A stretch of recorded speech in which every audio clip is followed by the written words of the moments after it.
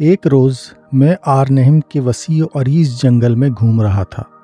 تھک کر درختوں کے جھنڈ میں ایک بینچ پر بیٹھا تو قریب کے بینچ سے دھیمی دھیمی خوش لحان آواز میں سورہ رحمان کی تلاوت کی آواز آئی۔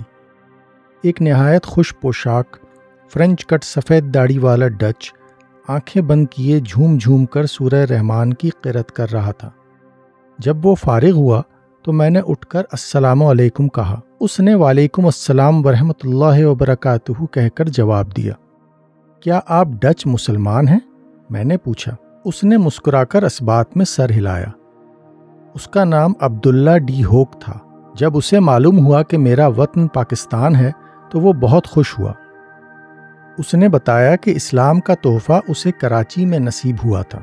وہ پہلے ڈچ نیوی میں ایک اعلیٰ افسر تھا۔ وہاں سے قبل از وقت فراغت حاصل کر کے وہ مرچنٹ فلیٹ میں شامل ہو گیا اور ایک کارگو شپ کا کپتان بن گیا۔ یہ جہاز مشرقی بندرگاہوں اور یورپ کے درمیان سامان ڈھوتا تھا۔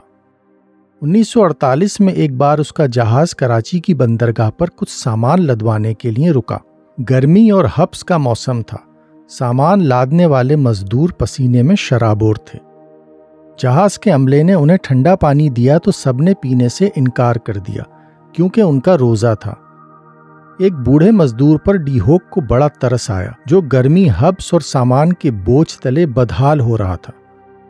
دوسروں کی نظر بچا کر وہ اس بوڑھے کو اپنے کیبن میں لے گیا اور اسے ٹھنڈے جوس کا گلاس دے کر اشارے سے کہا کہ یہاں پر اسے کوئی نہیں دیکھ رہا، وہ چپکے سے اسے پی لے۔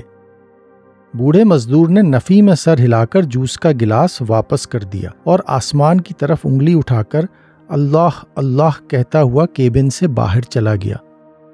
اندیکھے خدا کی ذات پر اس قدر مکمل، بے ابہام اور غیر متزلزل ایمان دیکھ کر ڈی ہوک کا دل تو اسی وقت مسلمان ہو گیا تھا، لیکن اس کے دماغ نے یہ تبدیلی 1 برس کے بعد قبول کی۔